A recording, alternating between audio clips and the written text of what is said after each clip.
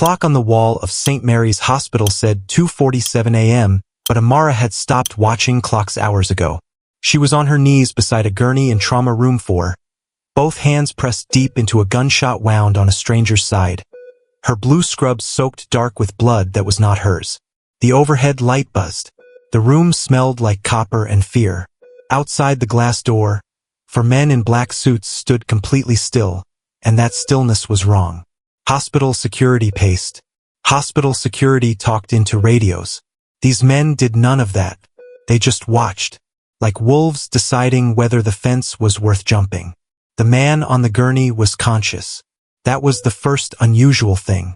He had lost enough blood to put most people under, but his eyes were open, sharp, and locked on her face with the kind of focus that did not belong to a victim. It belonged to someone calculating his next move. His hand shot out and wrapped around her wrist. "If they see you helping me," he said, his voice low and rough, "they will not let you leave this building." Amara did not pull away. She pressed both hands harder into the wound. "Then stop talking," she said, "and let me work." Outside the glass, one of the suited men took a single step forward. Amara did not look up. She had no idea who this man was. She had no idea that the 4 men outside already knew her name. And she had absolutely no idea that before this night was over, the answer to that one simple question, "Who is he?" was going to tear her quiet, carefully built life wide open. Welcome to your new obsession, where love is dangerous, power is hidden, and the most unlikely people find each other in the darkest places. If stories like this are your weakness, subscribe now so you never miss one. This one is just getting started. 3 hours before that moment in trauma room 4, Amara Mensah was eating a cold meat pie on a plastic chair in the staff changing room, pulling on her scrubs for the 4th night shift in a row. She was 31 years old.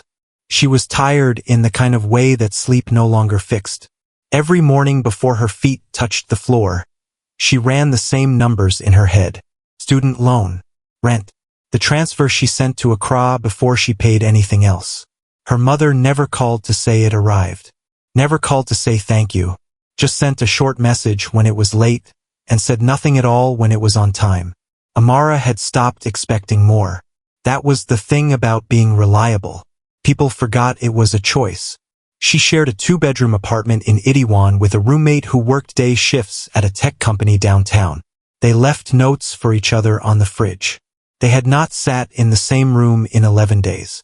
At St. Mary's Hospital, Amara was the nurse nobody introduced at staff meetings, but everybody called when something went wrong. Difficult patient in Bay 3. Amara.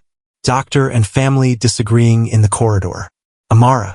Patient crashing and the junior on duty is panicking. Amara. She never lost her calm. Not once. And that calm had never earned her a single promotion. Director Choi had made sure of that. Choi was the head of nursing administration, senior, precise, and very good at making things disappear quietly. For 2 years she had taken Amara's shift reports, used her patient outcomes in department presentations, and watched her name get passed over every review cycle without blinking. She smiled at Amara in the corridors. That was the part that was hardest to explain to people. The smile. 3 days ago, Amara had overruled a junior doctor's dosage call on a sepsis patient Choi had quietly flagged as low priority. The patient survived. The junior doctor was embarrassed. And Choi had filed a formal insubordination complaint against Amara before the end of that same shift. The complaint was sitting on the hospital director's desk right now. Amara did not know that yet. What she knew was that her feet hurt.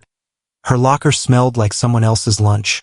And she had 8 hours ahead of her before she could go home and lie flat on her back and stare at the ceiling and do the numbers again. She clipped her ID badge to her scrub pocket and walked out onto the floor. The charge nurse flagged her before she reached the station.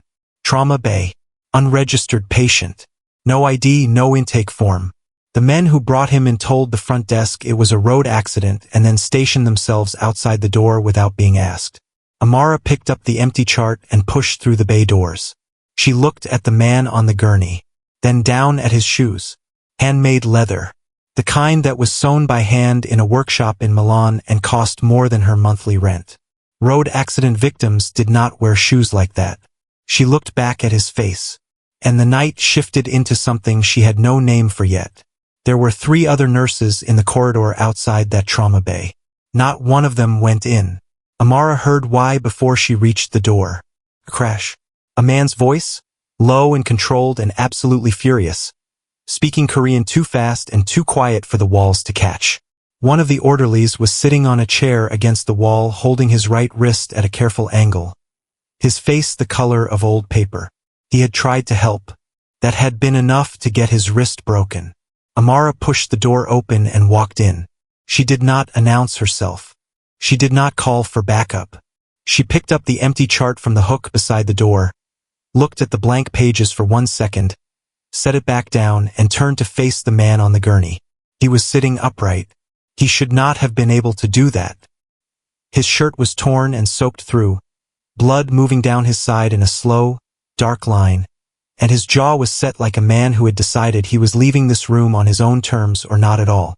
His eyes found her immediately and stayed there. Amara looked straight back at him.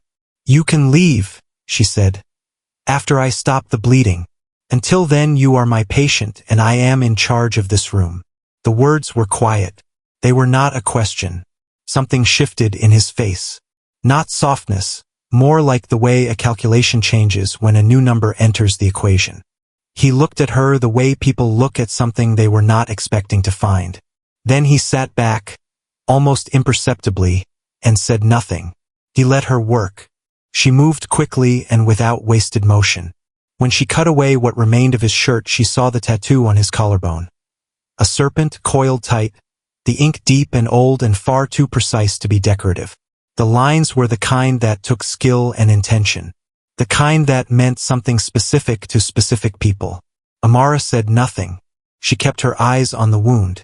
When she finished closing the last stitch, she peeled off her gloves and straightened up. "Done," she said. He looked at her for a moment. Then, "Your name?" "Amara."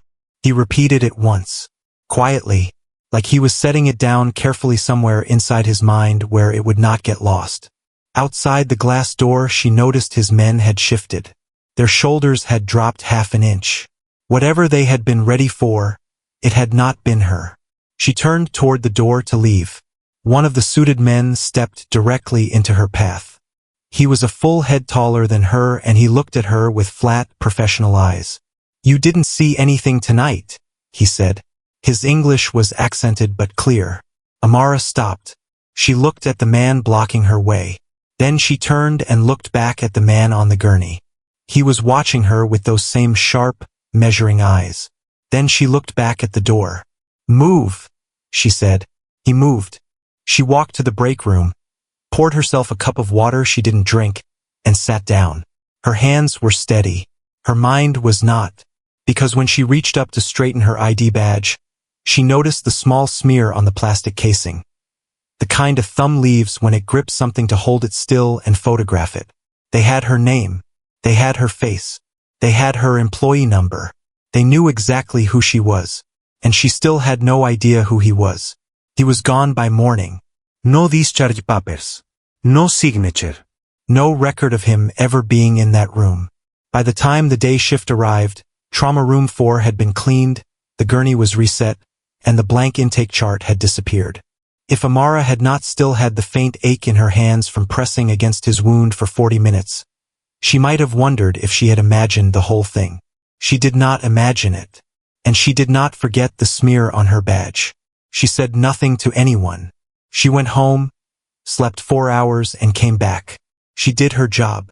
She was careful and she was quiet and she watched the doors more than usual. 3 nights later, she pushed through the staff exit at the end of her shift and found a black car parked directly outside. Not in the lot. Right outside the door, engine off, waiting. The man who had blocked her path in the trauma bay was standing beside it. He held out an envelope without speaking. Amara did not take it with both hands. She took it with 2 fingers, the way you pick up something you are not sure about yet. Inside was a single folded note, written in clean, even English. "Your badge was photographed by the wrong people. For your safety, you should not walk home alone this week." Below the note was a phone number. No name. Amara read it twice. Then she took out her phone and photographed both sides of the note and the envelope and sent everything to her own email. She folded it back up, put the number in her pocket, and walked to the bus stop. She was not afraid. She was furious, because being careful and being quiet and doing everything right had still somehow pulled her into something that left strange men standing outside her workplace with warnings and envelopes. She had not asked for this. She had just done her job. She did not call the number that night, or the next night. She called it on night 4. That was when she noticed them. 2 men in regular clothes, sitting at the small cafe directly across from the hospital entrance. They were there when she arrived at the start of her shift. They were there when she came out. They had been there the day before. And the day before that. They ordered coffee and they never drank it and they never looked at their phones and their eyes moved the way eyes move when they are working. She stepped back inside the building, stood beside the window, and dialed. He answered before the second ring. She told him exactly what she saw. The cafe. The table by the window. The same 2 men for 3 consecutive days. She kept her voice flat and her words short. He was silent for 4 seconds. "Stay inside the building," he said. "A car is coming."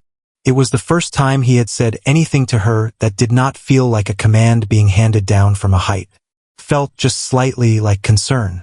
Like someone who was trying not to show it and not quite succeeding. The car came in 8 minutes. He was in the back seat. They did not speak for the first 11 minutes of the drive. Seoul moved past the tinted windows in long ribbons of light. Convenience stores and late-night pojangmaka stalls, and the Han River Bridge lit up orange against the dark sky. His arm was close to hers in the narrow back seat. He did not shift away. Neither did she. When the car stopped outside her building, he said, "I owe you a debt." Amara looked at him. "You owe me an explanation." He turned his head toward the window. "Not yet." She got out. She did not slam the door. 6 days later, Director Choi called her into the administration office at the start of her shift and closed the door behind her. On the desk were 2 documents side by side. The first was the formal complaint. Amara had been expecting that one. She had her response ready. The second was a transfer order. Reassignment to a rural affiliate hospital 6 hours outside Seoul. Effective in 10 days, citing departmental restructuring. Everything processed. Everything signed. Amara picked it up and looked at the signature at the bottom. She did not recognize it. It was not the hospital director's name. It was not anyone in hospital administration. It was a clean, official signature from somewhere she could not immediately place, and that was the part that made her chest go tight.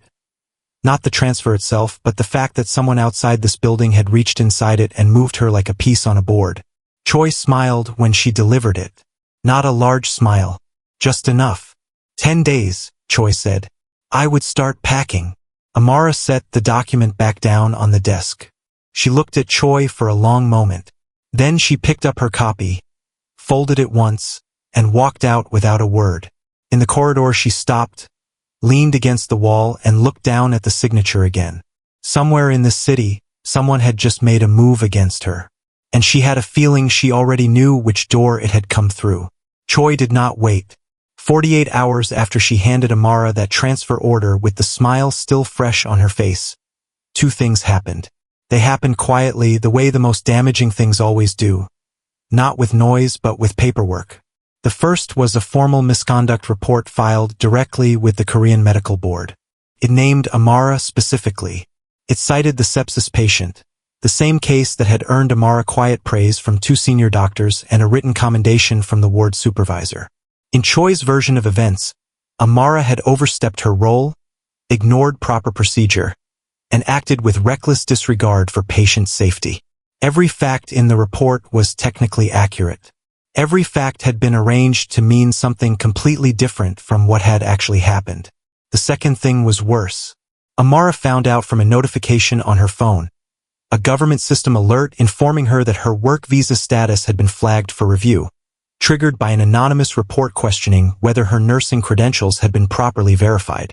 The review period, the notification explained in flat official language, could take 60 to 90 days. During that time, she was not permitted to work in a clinical setting. She was not permitted to leave the country. 60 to 90 days. Amara sat on the edge of her bed and read the notification 3 times. Her rent was due in 18 days. The transfer to her mother in Accra was due in 12. Her student loan payment did not care about government review periods. Everything she had spent 3 years building in this city, the shifts, the commendations, the quiet, excellent reputation that nobody had ever officially rewarded her for. All of it was now sitting in a waiting room while someone decided whether she was who she said she was. Choi had not done this alone. A hospital administrator did not have access to immigration systems. Someone with longer arms and deeper connections had reached into a government database and pulled a lever on her behalf. Someone had done this as a favor, which meant Amara was not just dealing with a bitter supervisor anymore. She was dealing with whoever was standing behind her. That night Amara sat at her small kitchen table with her phone face up in front of her. His number was on the screen. She looked at it for a long time. Then she turned the phone face down, got up, and opened the drawer where she kept her documents. Her nursing certificate, her visa paperwork. Her employment records go back to her first week at St. Mary's. Every commendation she had ever received, printed and dated. Every patient outcome she had logged, every supervisor's signature, every performance review that had praised her work and then somehow never translated into a promotion.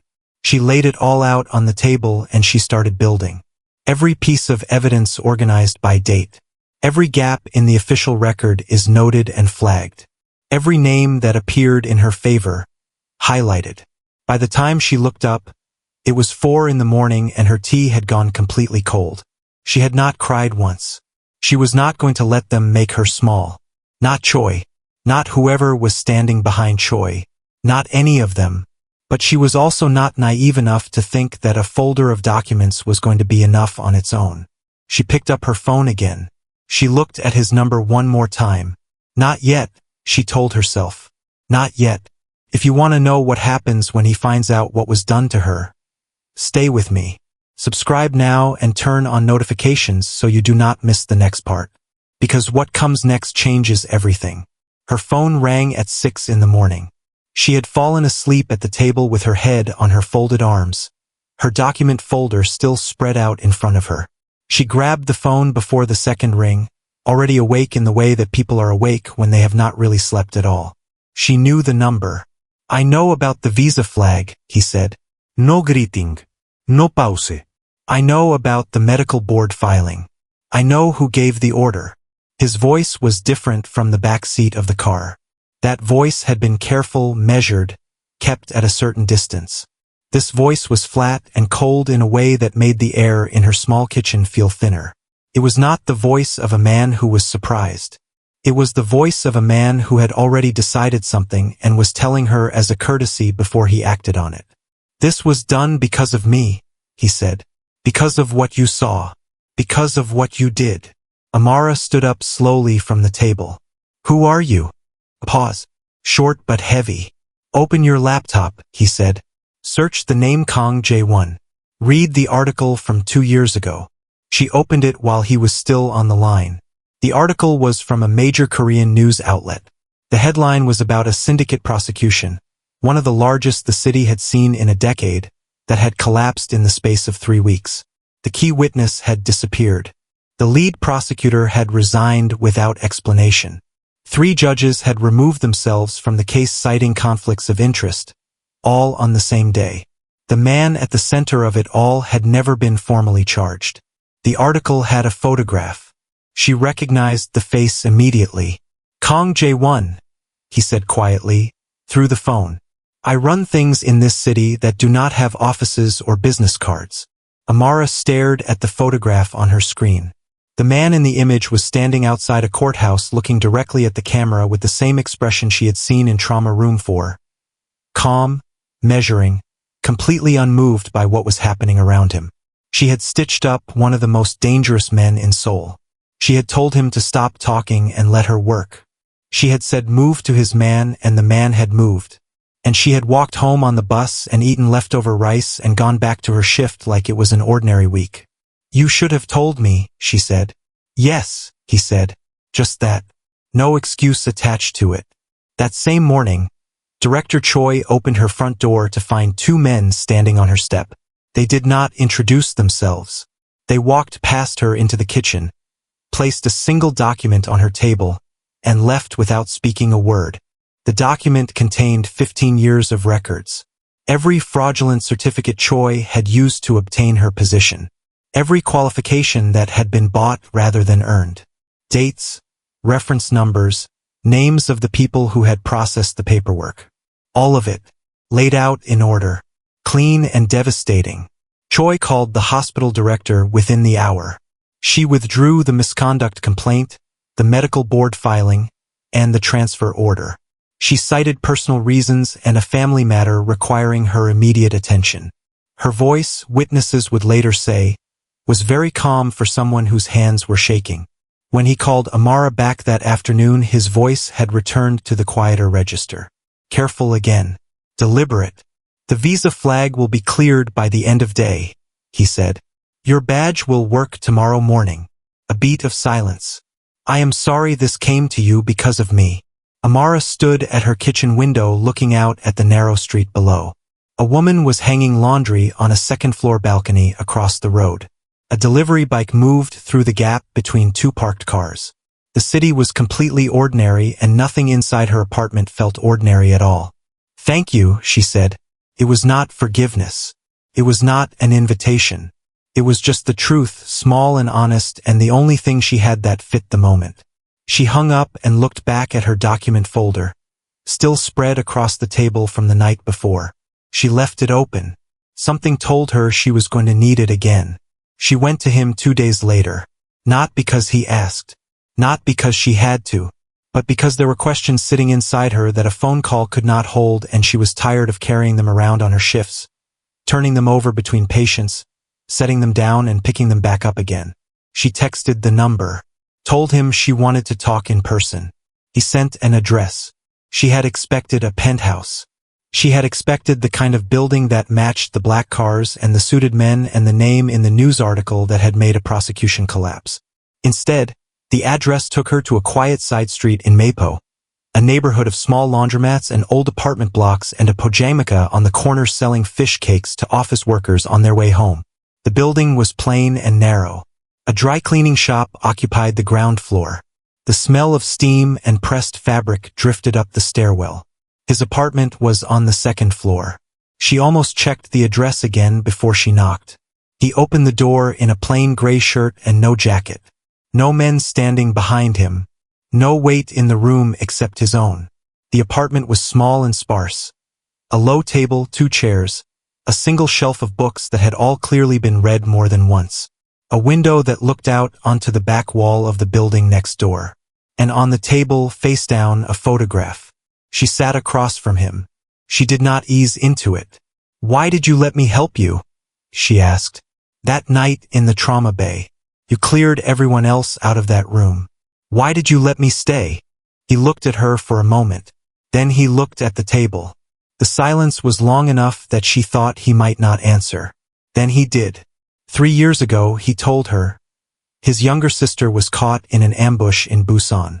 It was not meant for her. It was meant for him. She was brought into the nearest hospital with 2 gunshot wounds and the wrong last name attached to her.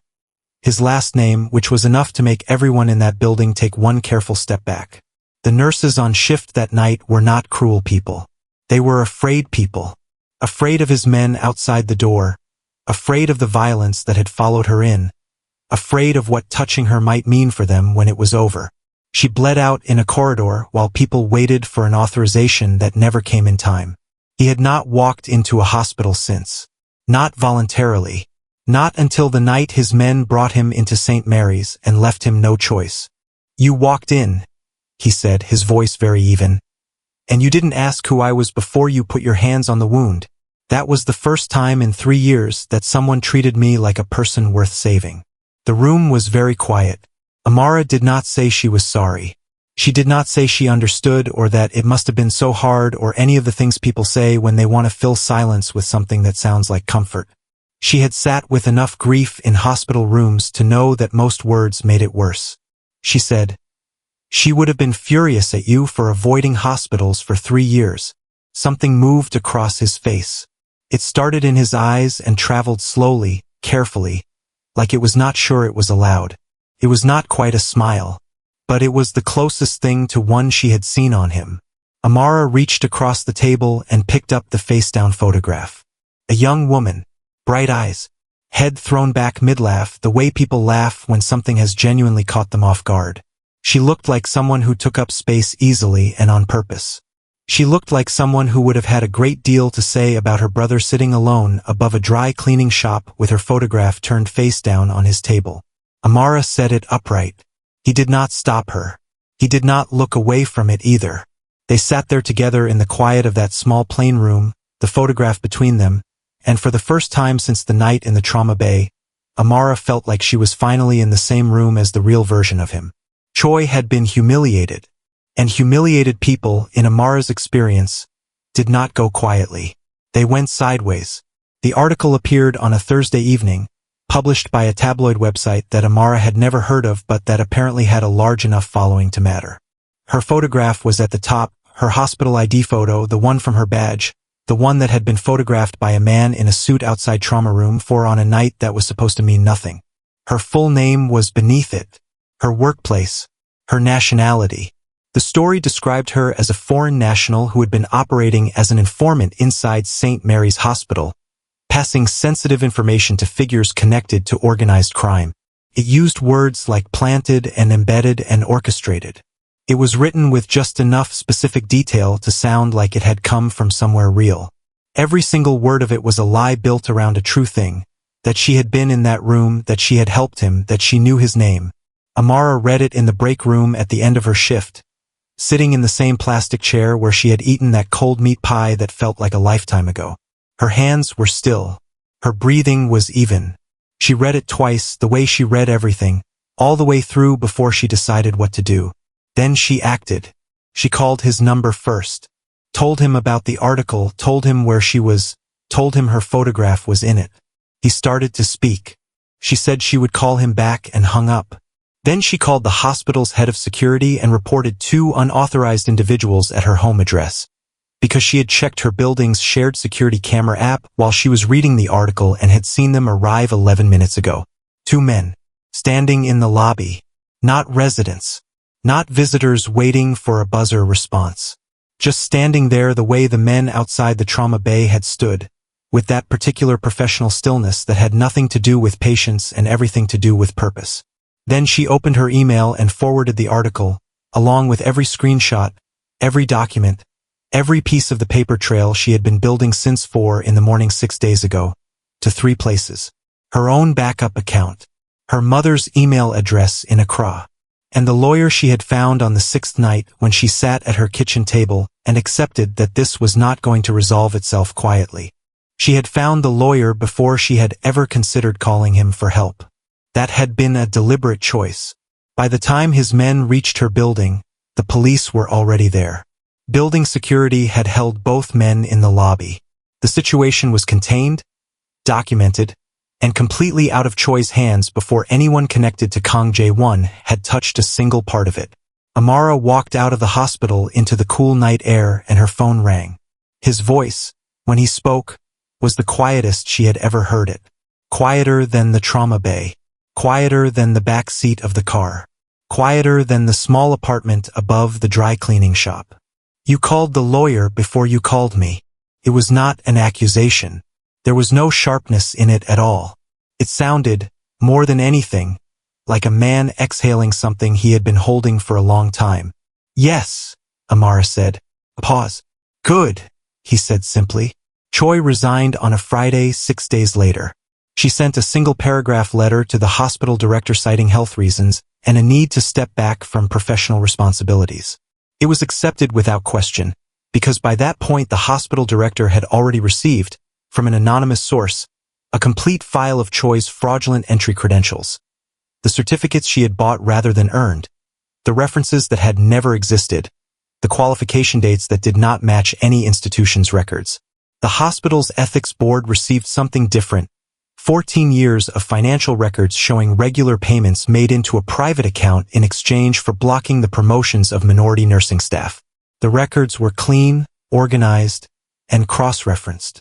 3 journalists received the same package simultaneously, each from a different anonymous email address.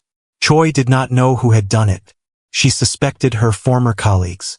She suspected the hospital director. She suspected the journalist she had used to run the story. She suspected everyone she had ever wronged, which was a long list, and the not knowing was its own kind of reckoning. She was gone from the building within a week. And the desk she had sat behind for 15 years, the desk where she had smiled when she handed Amara a transfer order, was empty by Monday morning, as if she had never been there at all. He came to the hospital on a Tuesday afternoon. Not at night. Not through a side entrance. Not with a phone call ahead of time to make sure the corridor was clear. He walked through the front entrance at 2:30 in the afternoon with 2 men behind him and went directly to the front desk and asked, in plain clear Korean, for Nurse Amara Mensah. The entire floor noticed. People notice when a man like that walks into a room and uses that kind of stillness in a public place in broad daylight. The receptionist paged Amara twice. A junior nurse who had been filing charts at the station stopped filing. He waited in the corridor with his hands clasped in front of him and his eyes straight ahead. Amara came out still holding a patient chart. She stopped when she saw him. Then she walked toward him the same way she had walked into trauma room 4, without breaking her stride, without announcing herself, without showing him anything on her face that she had not decided to show. He held out an envelope. She opened it. Inside was a letter addressed to the Korean Medical Board. It was signed with his full name, Kang Jae-won, in clear, deliberate ink at the bottom of the page. The letter contained a complete account of the fabricated misconduct filing, the immigration interference, and the full identity of the person who had ordered both. It was detailed and precise and written in the kind of language that left no room for questions. A name like his on a document like that would make the board move quickly and ask very little. His name, on paper, in a system, visible and permanent and attached to a version of events that could be pulled up and read by anyone with access. For a man who had survived 18 months of prosecution attempts by leaving no trace of himself anywhere, it was not a small thing. It was, in its way, the most exposed he had been in years. Amara looked up from the letter. "You didn't have to do this," she said. "I know," he said. "That's why I did it." The promotion letter came 6 weeks later. Amara read it standing in the break room, the same plastic chair, the same humming vending machine in the corner that had never once been fully stocked in 3 years. The letter was 2 paragraphs long. It confirmed her new senior nursing role, effective immediately, citing her outstanding patient outcomes and long-standing contribution to the department. 2 years. Choi had buried it for 2 years. Amara folded the letter once and held it in both hands and stood very still for a moment in the middle of that ordinary room. She was still the same person who had walked into a trauma bay because no one else would. She was still the woman who sent money home before she paid her own bills, who ran the numbers every morning, who had never once lost her calm when it mattered. None of that had changed, but she was no longer invisible, and she had not waited for anyone to make her visible. She had built her file at 4 in the morning. She had called the lawyer before she called for help. She had pressed both hands into the wound and told a dangerous man to stop talking and let her work. She was Amara Mensah, and she had always been exactly this. She was not his. She was not saved. She was chosen by him, yes, but first and most importantly by herself. And that was an entirely different thing. That evening she pushed through the staff exit at the end of her shift and stopped. The black car was parked outside. Same spot. Engine off. Waiting. The city was wet from an hour of rain. The street lights were reflected in the puddles on the pavement in long broken lines of gold and white. The air smelled like it always smelled after rain in Seoul. Clean and cold and full of something that felt like the night resetting itself. Amara looked left. She looked right. Then she walked toward the car without breaking her stride. Same street. Same night air. Same black car. But the woman walking toward it was not the same woman who had once stood at a bus stop a few meters away, furious and tired and carrying everything alone. That woman was gone. This one knew exactly where she was going. If the story moved you, subscribe and hit like so you never miss one. And tell me in the comments, have you ever been the person who stayed when everyone else stepped back?